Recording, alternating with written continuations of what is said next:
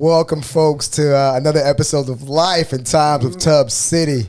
This is episode 6, season 2.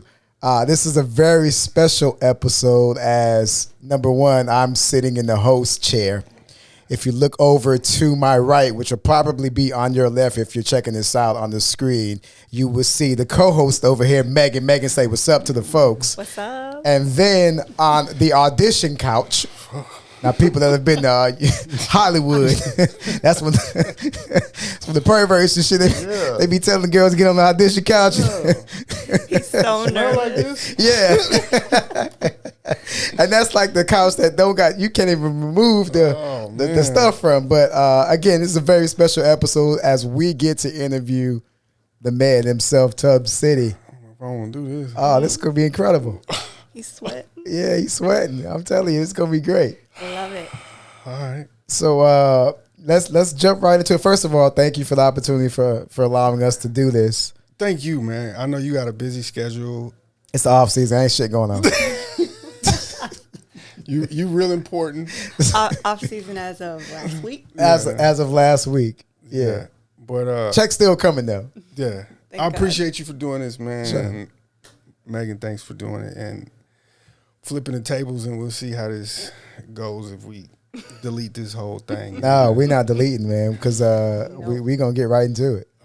We're gonna let the people know, because it's interesting when you're on this side, you know, and you're conducting the interview, which you've been doing for all of your guests so far. Yeah. But now it's cool that the tables have turned and the roles have reversed, and now all of your viewers get to get a more in-depth, you know, idea of like everything that you've gone through from the very beginning and stuff, you know. So the same questions you were basically asking your guests, now it's going to turn on around. So without further ado, I know. Without further ado, let's take it to the beginning, man. Growing up in Louisiana, I don't know the name of the town. I just know it's small as hell. Yeah. Bossier. Bossier. Well, I was born in New Orleans in the 6th Ward, and I think we spent a year there, and from there we moved to. And you gotta elaborate on everything, because for all the listeners. My mom, my dad, and my brother, my older brother, and my dad was in the military, and it's funny because I recently, like we're talking about a couple years ago, found out that we almost moved to like California. Because that's where he would have been stationed in Cali. He would have been stationed in Cali, and he said he met this lady. They were in the troop, whatever it was, together, and she was crying because she had to go to Bossier City, Louisiana. And in his head, he was like, Bossier City, that's 7 hours away from New Orleans, so let's just go. And he walked her over there, and they switched. So we almost was in Cali, but we ended up in Bossier City because that's 6-7 hours away from New Orleans. Is there a large like military base there? In Barksdale. Okay. Barksdale Air Force Base. My dad worked on A-10s. He was a mechanic. Oh, wow. So that's how we got up there, and we moved to Swan Lake Apartments. That looks the same right now. And then we moved down the street off of, on Shed Road on Elsa Jane. And I don't remember the address, but it was a house away. So we moved in one house, and I just remember it just had that hard green. It's not carpet, but you know that played turf, like the first played turf, like it was like you fall on that, you getting scraped. Yeah, it was over. Yeah. So we moved there, and then I remember my dad being happy, and we moved like a house down to 1412 Elsa Jane in Swan Lake, and that's where like everything like clicked and started. What age were you then? I had to be, I want to say 4 or 5. Okay. It's vague. And what's the age difference between you and your older brother? I think we're 6 to 7 years apart. So you looked up to him 1,000%. Oh yeah. That was yeah. And it's funny because I looked up to him, but it turned into like gold once. Me and my brother, my dad, Daddy's Brown Sr., he's not my brother's biological dad. Okay. I didn't know until I was like 14. Oh, wow. 13. Everybody knew but me. The whole family knew. Bro, Why they kept you out? I don't know. They ain't like me. I don't know what's going on. But Why they treat you like the stepchild? Bro, he I didn't had no idea.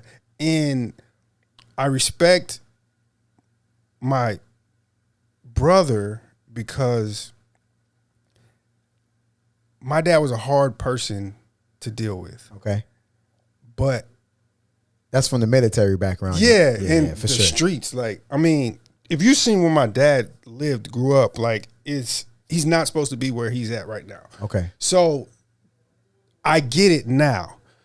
But the fact that my brother never said a negative word about our dad, even though he had reason to, is like made me like, dang, this dude, my brother's like the shit. And then my dad raising somebody else's child. It's a real man though. I'm looking at him like, dang, you know what I'm saying? It was a real eye-opening experience about just being a man on both sides. Like, sometimes the cards ain't what you want it to be, so you still got to figure it out. And sometimes it's not your kid or whatever, but you got to treat it like that's your kid. And that's what, like, that respect factor for both of them is like, it's through the roof. Who are you more like, your mom or your dad? Like, who are you more like, you think? Or you just had... I'm more like my uncle. Okay. Like, it's a running joke. Like, he's like, I'm him. You know what I'm saying? Like, I'm more like my dad, my temperament. Yeah. When I'm just regular, like 80% of the time. But like when I'm funny and like having fun, that's my mom. That's your mom. You The know personality. Yeah. Yeah. Your dad was stern and strict. And yeah. And I didn't understand it. Like, I remember just being like, the requirements were like, say good morning and good night. It was times made like, your bed every day. that was it. Like, just say good morning, good night, and do what you're supposed to do, and he'd leave you alone. But if you don't, then you got problems. You know what I'm saying? And that's where the first start of like discipline and recognizing and being aware of things started with him. So when did you get into sports? And did you get into sports because your older brother is 6 years older than you? So you obviously looked up to your older brother. I'm sure, and I know he was a phenomenal athlete. Yeah. So when'd you get into sports? 1985. Okay, well, Flag football. were you nice? And that's because you saw your brother playing. You were 4. Yeah, it was my brother, but it was like my dad. Like, we was gonna play sports. Like, that was. Your dad was an athlete as well? Yeah, but again, like, my dad never taught. Like, I think he went to like 1 year on a scholarship or something. Like, he went 1 year and then he was like, nah, I gotta go work. So like, yeah, he played sports, but it wasn't like how we are. Yeah. So yeah, he was athletic. My mom played basketball, you know, so we had that athletic gene in us. But like, yeah, looking at my brother, looking at all the older Earl Smith, my brother's best friend, Daniel Spears. I remember being younger, there was a dude named Lamar Lowe, and he was like our Lamar Jackson. Ooh. So I just Real remember, like, I remember one time my brother, because I was just fascinated with this dude named Lamar Lowe, because he was a black quarterback.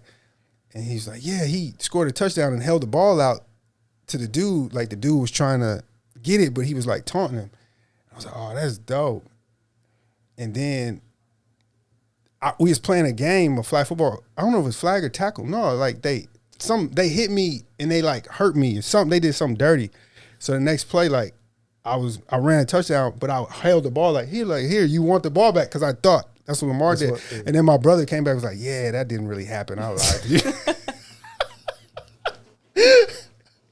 I'm like, dang, I'm about to get in trouble for something that didn't really happen. So were there early signs of you being a great athlete that are like did you? I think, I mean, everybody wants to big themselves up, but I think. I was terrible when I played baseball. That was my first sport. Well, I was terrible. This is the thing that not many people know is like, I played football. I went to college to play football, and I played basketball. I was okay, but I was good at I was nice at baseball. Like, okay. I think one of the worst regrets of my life was stop playing baseball. Like, There's no doubt in my mind, like, I could have. I mean, my grandfather played in the Negro Leagues. My brother got wow. drafted. My grandfather, he played in the Negro Leagues, and he played. I think he had a stint with the Yankees. I don't know. Like I heard something about that. My brother got drafted by the Yankees. Yeah. But he didn't go. He went back to school, and then he got hurt and stuff. But I think I was on their level. I'm not going to disrespect and say I was better than him because I don't know how good my grandfather was. He was a pitcher, but, like, I played every position. So you knew early on, like. Nah, sports was my. Yeah. It was your escape? It was my escape. It was my everything. It was like I knew at a young age I'm either play sports or be a football coach. Like I had, because my uncle was a football coach, and I was like, he used to come in town, and he have a rental car, and he'd take us out to eat, and I'm like, okay, so that's what success looked like. So I just gotta be a coach. But I also knew that something wasn't right. Like where we lived, I didn't know what it was, but it wasn't what I wanted. Okay. So I had to I didn't know how to, if I was supposed to leave, get out, do whatever. I just knew something wasn't clicking. So that was it was sports or be a coach. Was that pretty much middle class or like below middle class a little bit? I mean, I look back now, I think we were middle class of our time. I mean, we lived good. Like we had a pool, we had a basketball goal. My dad had, we had cars. My dad had a Lincoln. Like that was big shit back then, like a Lincoln. He had a short bed GMC. I wish he still had it to this day. Like, my mom, she had a Cutlass back when Cutlasses was hard. Where's your love for old school cars coming? That's my dad and my mom, because my mom had a Cutlass and my dad had a GMC short bed, you know what I'm saying? And then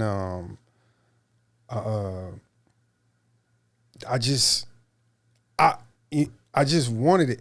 You want to know a crazy story? Yeah. When we was playing at Sunset, we went to a game, and it was a dude named Manny.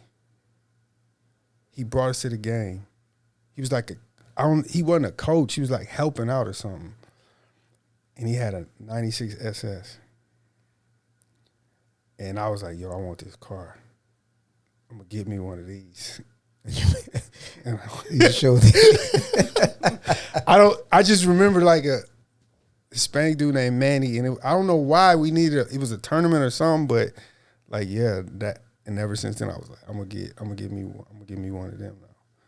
But yeah, Bossier City, man, Swan Lake was I loved it.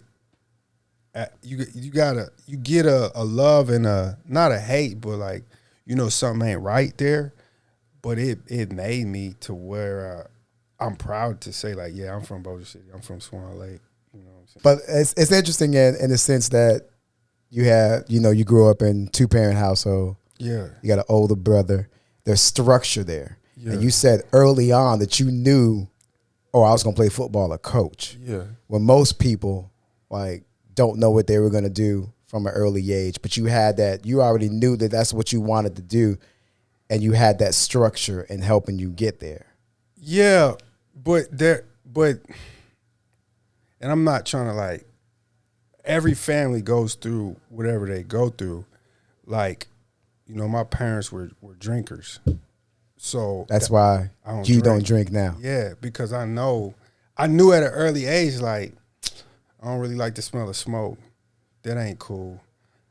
I see how, when the family and the friends act with the drinking, that ain't cool. And then like you asked me about my personality, like I go from cool to like time to go to jail. You know what I'm saying? Who got the bail money? Yeah. Boom. So I knew that my personality is addictive. Like I knew I was like, yo, I can't touch that, because if I do that, it's over. I'm gonna go all the way with it. So that's why I don't drink. That's why I've never smoked in my life. I've probably been drunk maybe 3 times. That may have been just experimenting when you were in college. Well, if that. Yeah, but the first time I got drunk, it was because my mom let us get drunk. Yeah, my mom was the type, bro. My mom was a G. My mom was like, yo, if y'all gonna do something, do it at the crib. As it should be. And we was like 13 years old. I knew he was gonna say. We was like 13 years old, and she bought us like 3 bottles of Booms for him, and we got Not the booms. Booms. And I was laying on the stairs Man, not the booms. because we won a hoop it up tournament. Okay. And she was like, yeah, y'all win, y'all could drink. And she let us, like, me and, like, it was me, I think it was Robbie, Mike, I think Richard Carey. I think Richard Carey was there too. And Marcus. And we just was at the house.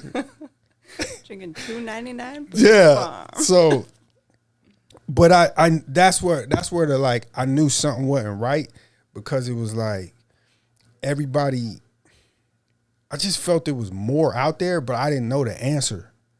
And then once, But you got that from seeing your uncle Yeah. come in and out of town. yeah, You know, he got the drip, Yeah. he got the rental car, Yeah. like he's showing you, and plus you know where was he coaching at that time? Idaho Vandals, the Idaho University or whatever. Yeah. So he would come in town recruit, and then he used to, like, he would do stuff like he would bring me with him. So, like, when people say, "Oh, when I was coaching, he's like, are you a good recruiter?" Like, I kind of been around it because, like, I would just ride with him. Yeah. And this back, like, he'd be like, "Yo, pull out the map." Like, we was pulling out maps. Yeah, there was no GPS. Yeah, so I would No be able Siri. to go into a school with him and recruit and do all this stuff. So I had already seen it when I was 12, 13 years old from my uncle. So I'm like, all right, I see this dude doing this. He gangbanging. This dude doing this.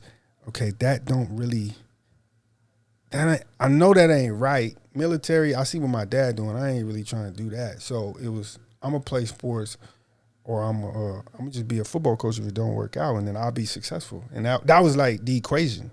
Mom and dad went to college? My mom's went to college for a little while, and I think my dad went like a year. And then obviously your brother did. Yeah, my brother. So went to college, it was determined early you were going to college. Yeah. That wasn't even a thought. Like, that wasn't a thought. But the I don't know, I ain't gonna say it's disconnect. It was kind of like when my brother graduated, he left. As soon as my brother graduated, my parents split up. Okay. So it went from being like the Huxtables to, like, Who'd you stay with? I stayed with my mom for a minute. I went to 5 high schools. This was five total. I went to 5 high schools, and I went to like 3-4 middle schools. Wow. But the middle schools, your parents were still together. Nah. I went to Cope. This is in Bossier City. My seventh grade year. And then the start of 8th grade, I was with my uncle because he was working in San Diego. So he's at San Diego State with Marshall Falk, Darnay Scott. So you went out to San Diego. Yeah, to play football. Whose decision was that? It was my decision. Okay. Because, like, my parents broke up. And I was like, yo, I want to go with my uncle. My mom was like, all right, cool. Yeah. So I did. And I played football. And then my dad was like, nah, you got to come back. So they made me come back. So when I came back, I went back to Cope for basketball season. And, I finished basketball season there. And then I started football season my 9th grade year at Airline High School in Bossier City. And then I started basketball. And then my mom took me off the team. No, hold on. My end of my 8th grade year, I went from Cope Junior High, which is an all-white school, basically an all-white school, and then I went to an all-black school. But my mom tricked me because she was like, yo, now we just going to see what it looked like. Because she had moved to Shreveport. Shreveport and Bossier City is like Fort Lauderdale and Miami. Okay. So she's like, yeah, we just going to go to the school. And I'm thinking, like, we just going to check it out. I'm like, all right, we're going to go over here. Man, we went to that school. Dog, they had 11 white people in the whole entire school. So I went from all white to all black because Midway was in, I think Midway's in Motown. So the whole demographic changed on me, and I had to figure that out. I went to middle school with Stromae Swift. Really? Yeah, he used to sit in the back of the classroom, and he used to be like, "Yo, I'm going to the NBA." I was like, "Yo, you ain't going shit where you sorry." And he showed me. So there. Yeah, but he knew it then. Like he knew, he was like, "Nah, I'm going to NBA. Like I'm not worried about the school. I'm going to NBA." So yeah, so then my 9th grade year I was at Airline. I played football and I was on a basketball team. I had bad grades. My mama took me off the team, and then my man Robbie switched schools, and then I seen my dad like twice.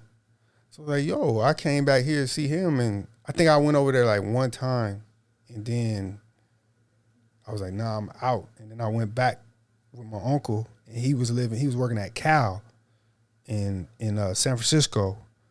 I remember him telling me about Jason Kidd. He's like, yo, they got this dude named Jason Kidd. He's nice. And I'm like, word, it's Jason Kidd, because he went to Cal. And that's crazy. And Tony Gonzalez. He was like, yeah, they got this dude. And he was telling me about them. And then we was on our way.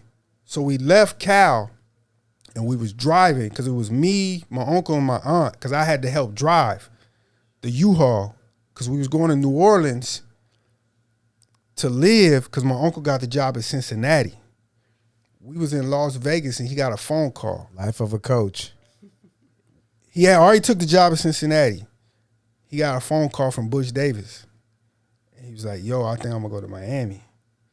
I was like, all right, cool. Like, I don't know nothing, you know what I'm saying? So then we moved, me and my cousins moved to New Orleans, really St. Rose. And I went to Destrehan, and then I went to high school with Ed Reed. Wow. He was a year over me. And so I was there for that semester for the end of my 10th grade. And then my 11th grade is when I met y'all when we moved to Miami. Oh, so it was football season was already over when you went to school with Ed. I didn't, yeah. Because you were only there for the semester, and it was towards the end of the year. Yeah, it was towards the end of the year. It was like starting track. Okay. And then he was like, you want to run track? I was like, because I wasn't really that fast. Because like I was a late bloomer. Like I didn't really grow. I didn't dunk until I was like in college. Yeah. You know what I'm saying?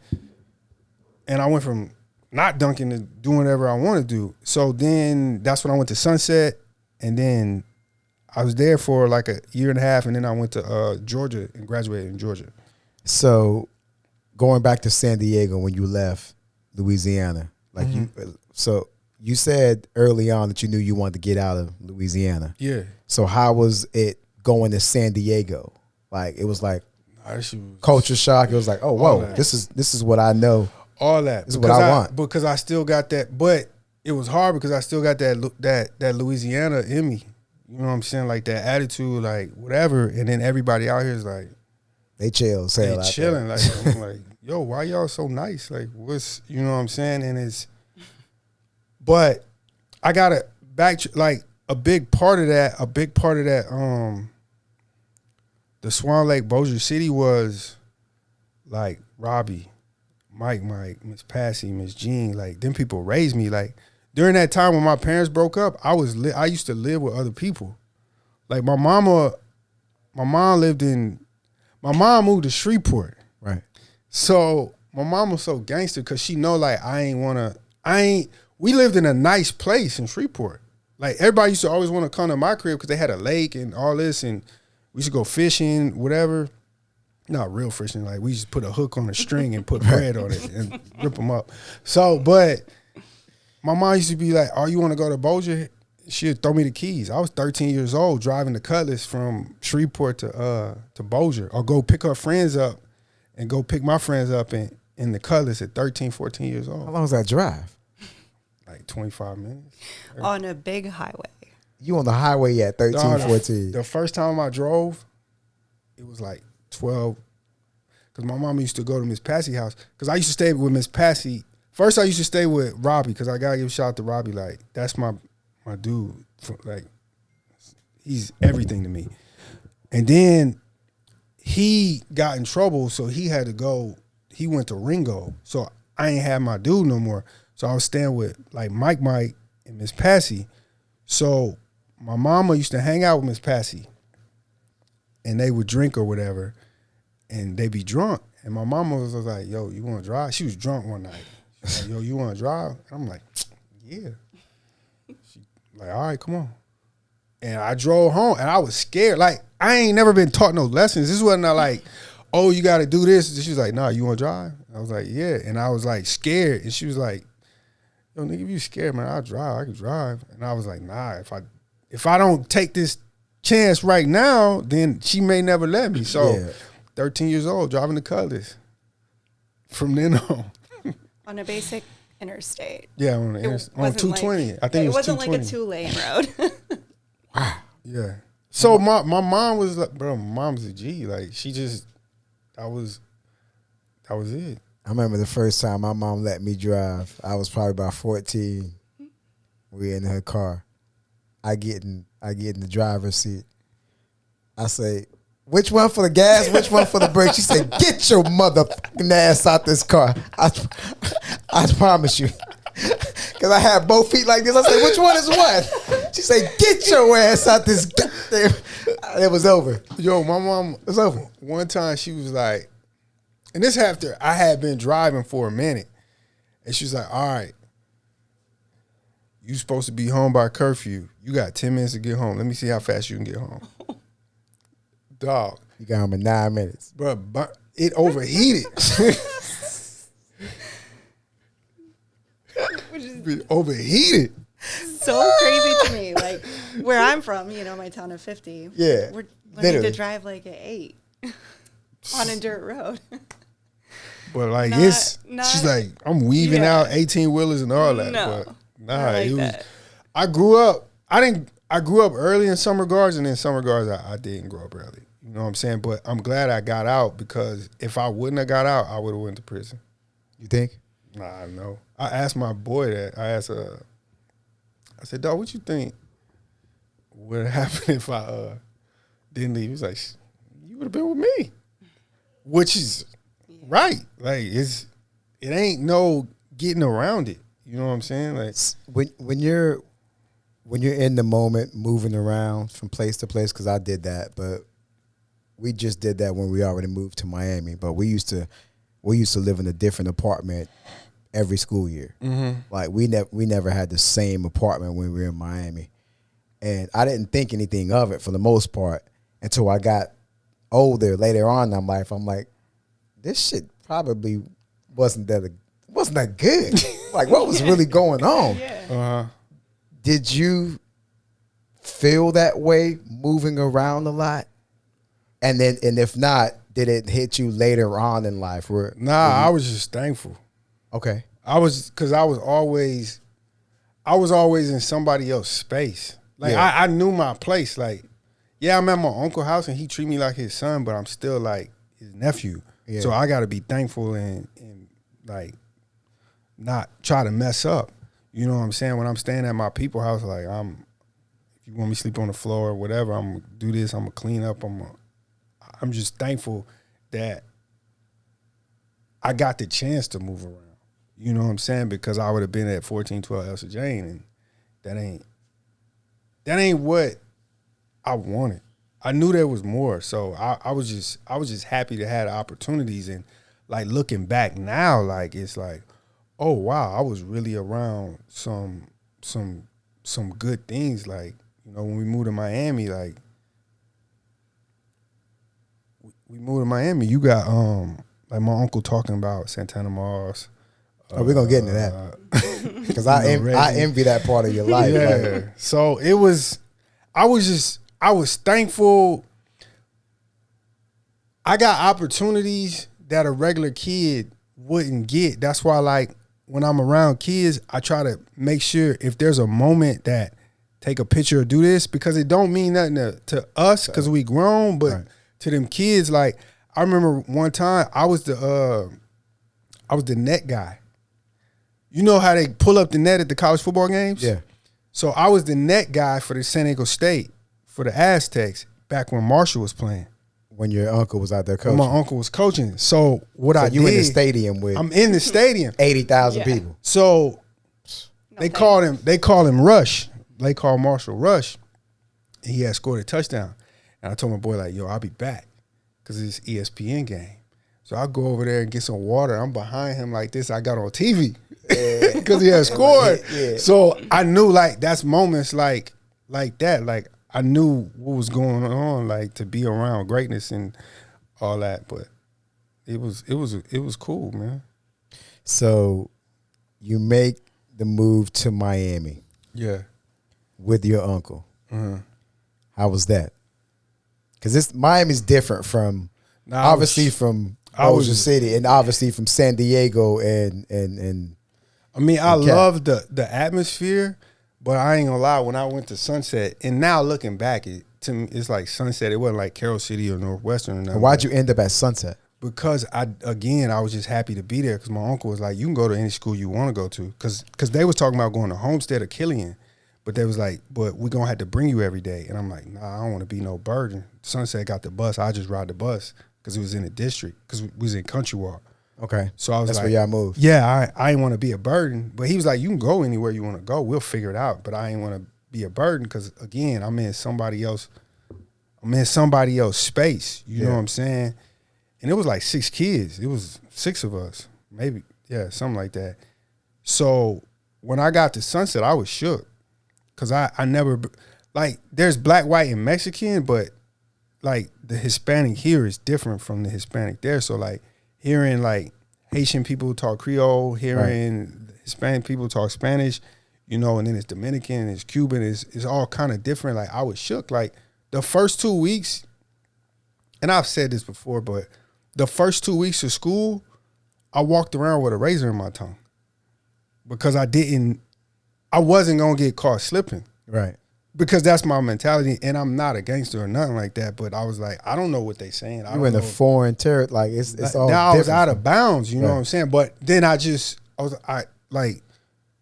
breathed, and I was like, oh, that's just the atmosphere. How many of your cousins went to school with you? Janine, Keyshawn. Well, me and Janine went to school together. Right.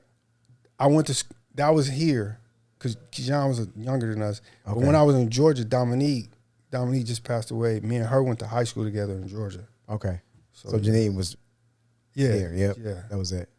So at least you had somebody to kind of go through that with because she was moving here too. Yeah. With all y'all. Yeah. So but I mean, I'm glad I experienced it. I mean, you gotta think like I'm coming from. It ain't the gutter, but it ain't like the top of the food chain. And then we get. Country Rock's a great neighborhood, by the way, for those that are listening that don't know about Country Rock's a really great neighborhood. But that's what I'm saying. Like I'm like, oh, y'all get to. When they was like, oh, y'all can leave for lunch. I was like, oh, y'all can leave. Oh, all I need is $2.75. You gonna give me a big old thing of rice?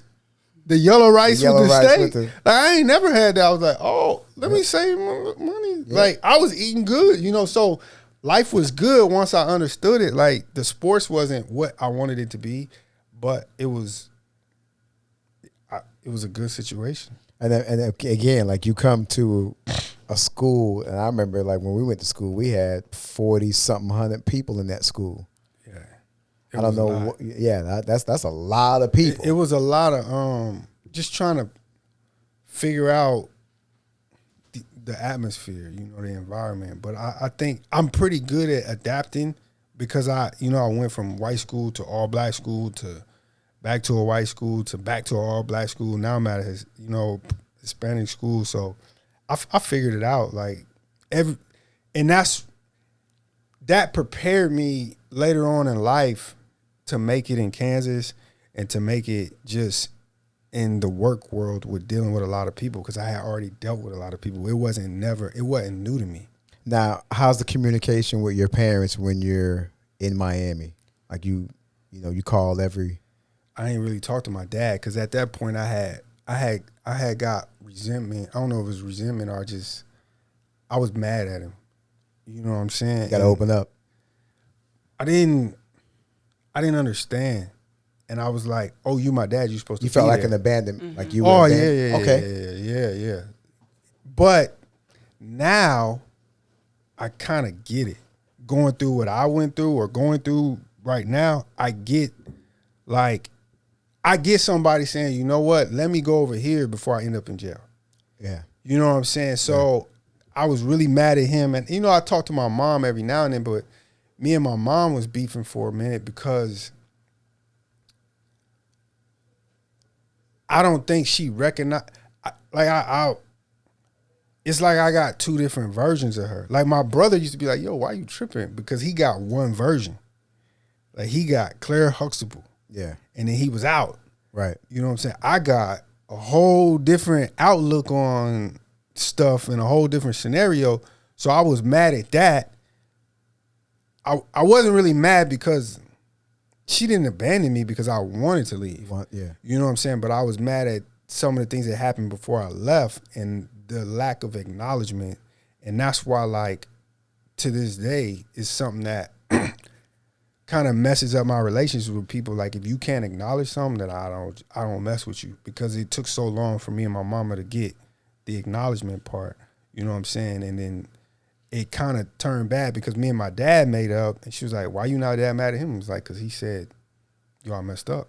That's all I really needed. That's all you want. You know what I'm saying? And he would tell me like, "Yo, I wasn't a dad. I ain't have a dad. Like, I ain't know what I was doing. I did some things bad, but it's also two sides." And he told me, both sides. And I was like, okay, now I kind of get it. But he never spoke badly of your mom, obviously.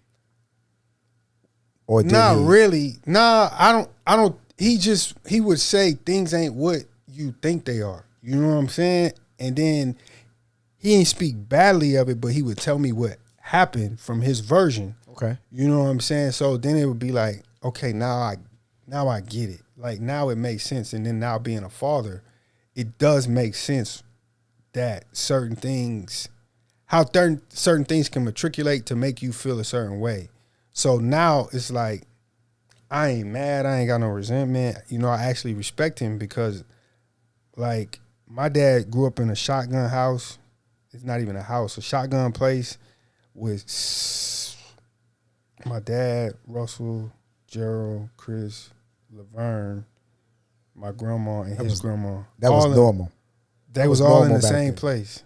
You know what I'm saying? So for him to make it out of there, to make it to Bossier City, to make it to where we successful, like, it's hats off to him. Like that's crazy. That's unheard of. You know what I'm saying? It's interesting how that works. Like, you felt like you were abandoned by your father. I've never met my father. Mm-hmm. We're both fathers. That's what that was one of my biggest fears. Yeah, is to not be around my daughter. Yeah. So no matter what else is going on in the world, I'm gonna be a father. That's like, I'm not gonna F up, like. And that's the big thing. And I never had that conversation with Buddy. Never met Buddy. Yeah. So, but I just knew in my head I wasn't gonna be like that. That was my next biggest goal, though. Like, after was to have a family. Like, everybody I want to go to the NFL. Yeah, I want to go to NBA. Yeah, I want to go to MLB. But my goal was like, yo, I want to have a family. Like, I don't want to get divorced. Like, that was my goal. And that like hurt me, broke me more than a lot, because that was what I had my eyes set on. You know what I'm saying? So, but yeah. Going back to those Miami years, and I'm talking about University of Miami football. Yeah. How was that, just being around your uncle, being around? Because I tell you, that's the part of your life where I envy. Your uncle, your uncle was taking you places that people can only dream of. Yeah. Like, he put you in position. That's why you knew you were gonna play football. You knew your ass was gonna go play football on a scholarship. You knew it all. Yeah. You were gonna make it. And you damn near wanted to go to the NFL. Yeah. Or if not, be involved in sports in general, because you had the foundation already set by being around somebody of that caliber. And we ain't even getting to his pro shit yet. Yeah. We just still on the collegiate level. Well, it was two phases to that, because it was the phase when I was in when I was younger and we had first got there, Omar,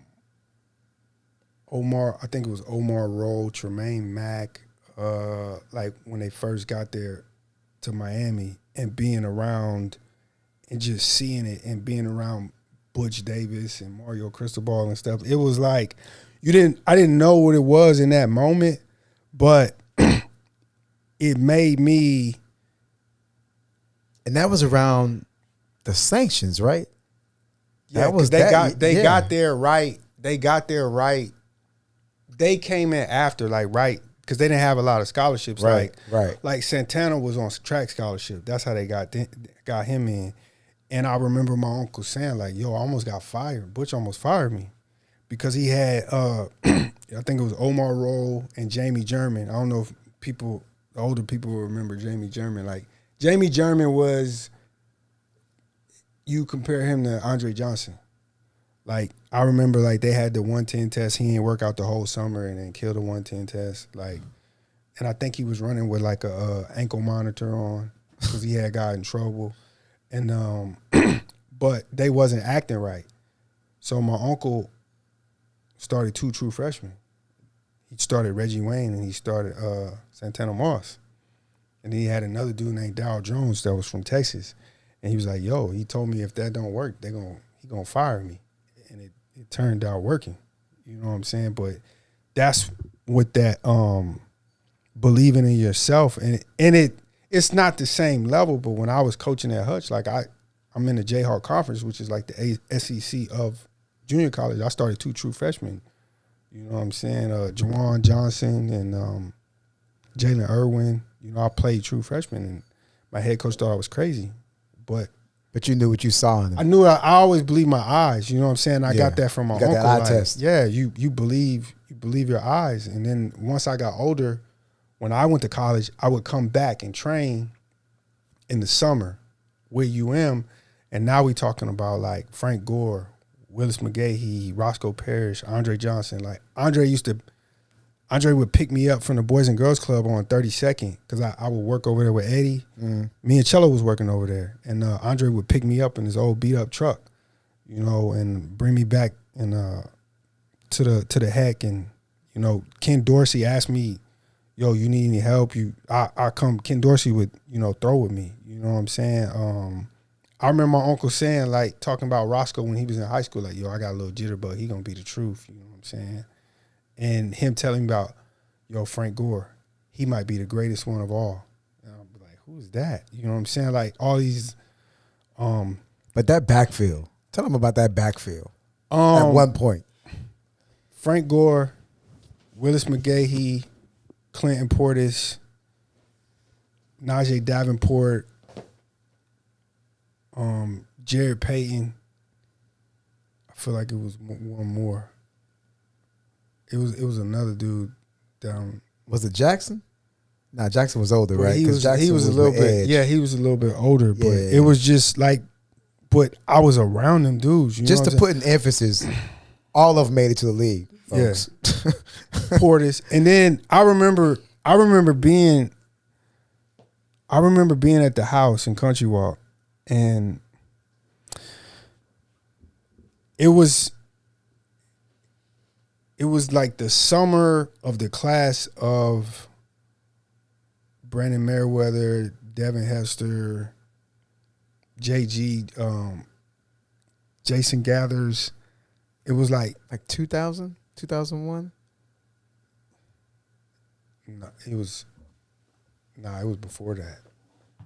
It was maybe right around that time. Maybe it was not. I don't know. I don't remember when it was. But I just remember being at the table, and my uncle told Devin Hester, he was like, if you want to win the Heisman Trophy, play DB. And at first they started him at receiver. Because he was playing receiver. Yeah. And then he moved to DB, and he was doing amazing. And then that's a whole nother story of what happened, but he got screwed. Devin got screwed.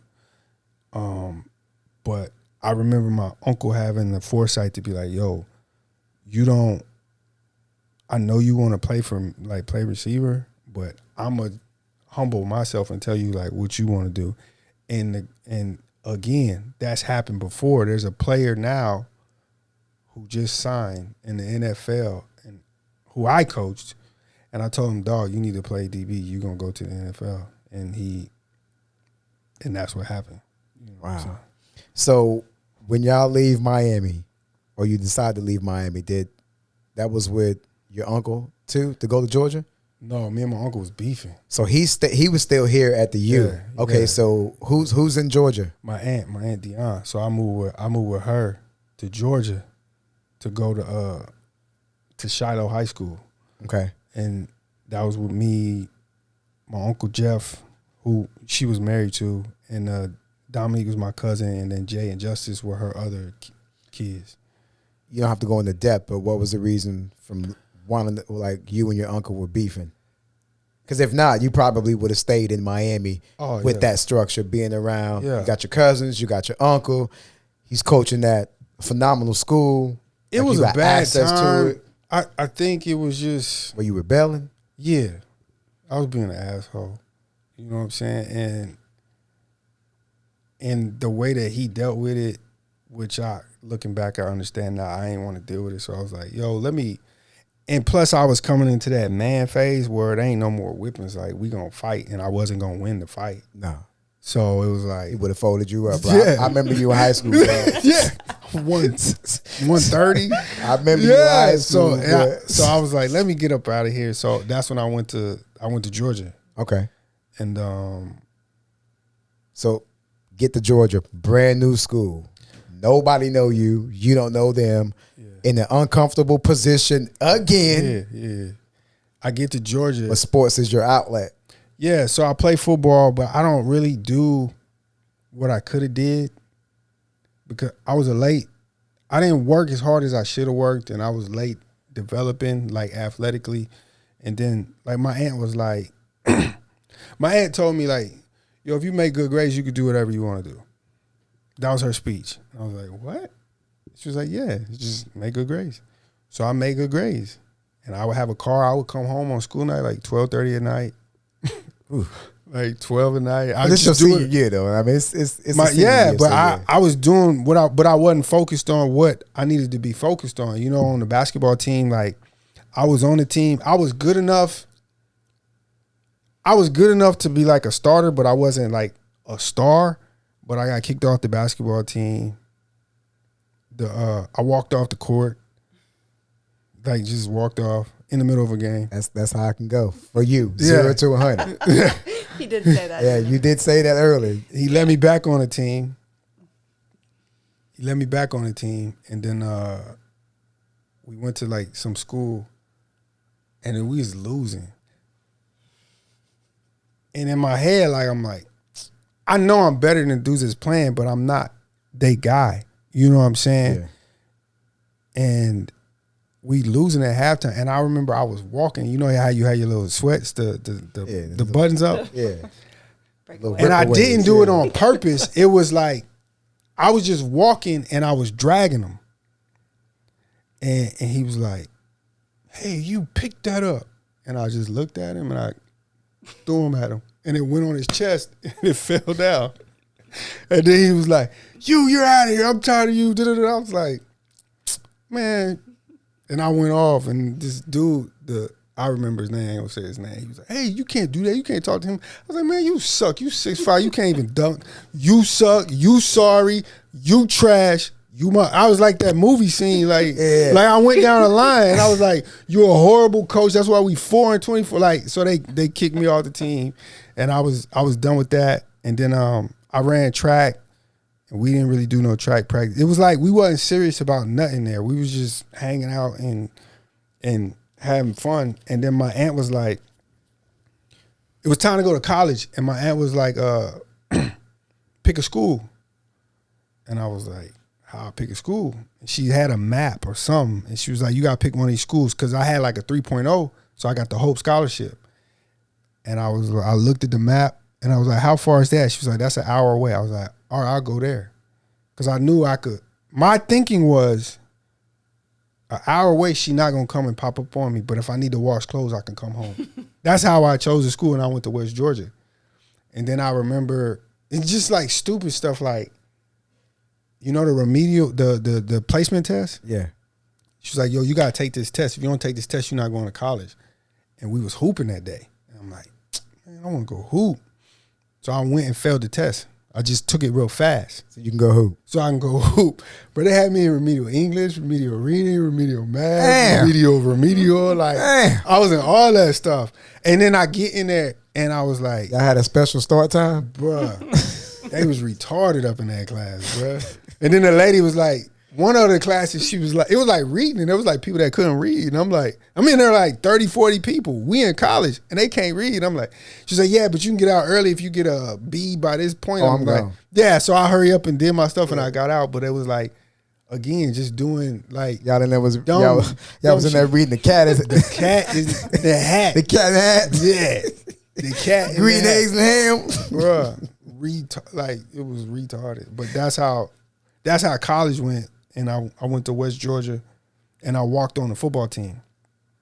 And so, here's my thing. I feel as if okay. So getting out of high school, did you think you were good enough to get a scholarship somewhere, or was it because you had moved around so much you ain't really have a lot of film to give somebody because your ass was on the go. All 4 years in high school. To this day, I never played on the same team 2 consecutive years. Right. So part of it was my development, like looking back at it. And then part of it was I just didn't work hard enough and I just was doing dumb stuff. I think personally, had you stayed in Miami, been around your uncle, you would have worked hard. You would have balled the hell out. You would have had the footage, even though our team was sorry. Yeah, we was terrible, but you would have had the film. Yeah, and you could have got a ride at somebody college. But you end up getting a ride. You end up getting the scholarship anyway. After because I walked on, I was on the practice team. I was a red shirt. And it was like a sign. It was like, come try out, whatever. So I went and tried out. They let me on the team. Did you have a growth spurt too? Yeah. That's what I'm saying. Like I was a late bloomer, but I was athletic. Yeah. So I remember, you know, when you're on scout team, the receivers, we go work with the real DBs. And then the real DBs go with and I remember we was doing drills and I was like, because I'm tall, but I can fake. Like I got that. And then some people might know this dude, some people don't. Will Muschamp. Mm-hmm. I remember him telling me like, hey man, you're pretty good. You need to stay with this. And I didn't know who he's gonna be now to this day. He don't remember this, but I remember like, and then that stuck with me to like, okay, I got something. And then that's when I kind of clicked and started doing more. And then that spring, went through spring ball, and I was I think I was starting or was second string as a walk-on. And that's kind of unheard of. That's big. Okay, at West Georgia back in the day when they was in the Gulf Coast. And then I went home. I went to Bossier City. My mom was staying in Motown in the summertime. And I had failed some classes. I failed math and anthropology and something else. And the coach called me, Coach Leffert, and he was like, yo, you're eligible. You need to take 3 hours. And I was like, well, how much that cost? He's like, oh, $300. To me, in my head, that's like $3,000. A lot of money. You know what I'm saying? I was like, nah, I'm not doing it. Because I was like, I ain't asking my mom for $300. Like, that was my thing. Like, I ain't doing that. So I didn't play. You know, but during that summer, I was working at the buffet place, washing dishes. My mom's friend, his name was Mr. Bill. And he was the manager. It was like hometown buffet or whatever. So I was back there washing dishes. And this moment changed my life. So I'm washing dishes, and it was this lady back there. It was me and her, and she had gold teeth. And we was talking about something. And she was like, yeah, I've been here 7 years. And she said it with pride. And I like kind of looked at her. I was like, I said, what you mean? She was like, I've been here 7 years. And I was like, so this what you do? Like this is it? And she was like, yeah, I've been here 7 years. And then at that moment, I was like, I'm going back to school. Like, I ain't going to end up like this. Like, I knew I couldn't play, but I'm going back to school. So I'm a type of, like, I just got to figure it out. I don't know how I'm going to figure it out, but I'm going to pick a door and I'm going to go through the door. And if I got to go back out and go through another door, I'll do that. So I went back to school. It's like December. It's probably like December. I went that first semester, didn't play. No, yeah, I went back to school in the fall. And it's like December something, maybe like December 8th. And my boy Mike Bronker called me. And he's like, yo, you should come out here. You'll start. And I was And like, where's out here? California, San Diego, Grossmont College, junior college. I didn't know what no junior college was. He was like, yo, you'll start here. He's like, yo. You're already familiar with San Diego from being out there. From when I was in 8th grade. And me and Mike had stayed in touch. Like, the reason I graduated college is because of Mike Bronker. Like, he took care of me. And he was like, yo, you'll start. I was like, word? So I was like, all right. So I called my aunt. I was like, yo, I want to move. She said, where you going to go? I was like, I'm going to go live with my brother because he in San Diego and go play football. She was like, if that's what you want to do. I was in San Diego before Christmas. Like, I ain't had, like, no counsel, like, oh, you need to do this. Like, I just, whatever I got to do to figure it out, I'm going to just go figure it out. So I went to JUCO in San Diego. And I was out there, and I ended up starting. I was doing good. We was living on, I was living with my brother. He was living in the studio. I slept on the floor for, like, a couple months. Like, the floor. And then he finally got some money and got me a twin mattress. So I would put the mattress on the ground and then stand it up. So, and then me and Bronker, we used to just sit at the, we used to be at the JUCO from 8 in the morning to like 8 at night every day. Every day. Like, we used to sleep on the bench because we ain't had no car, we ain't had no money. So we used to just sit up there. And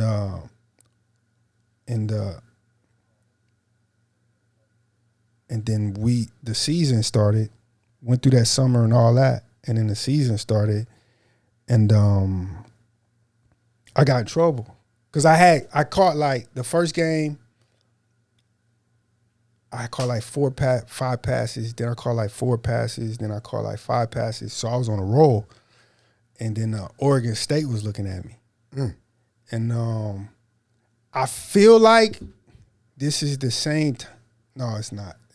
Chad Johnson was before me, I think, but Oregon State was looking at me, and then I ain't see a ball for like 3 games. And what I do? Or you went off. Time to go to jail. Or you went off. But they put me on the bench so fast because we had 8 other dudes that was nice. Like, Mike was an All-American. Aaron was nice. Josh, like, people that see the commercial, the Global Disposal, that's Josh. That's his company, and he was on the team. Josh was nice. Lil Will was nice. Aaron Hastings, and there was somebody else.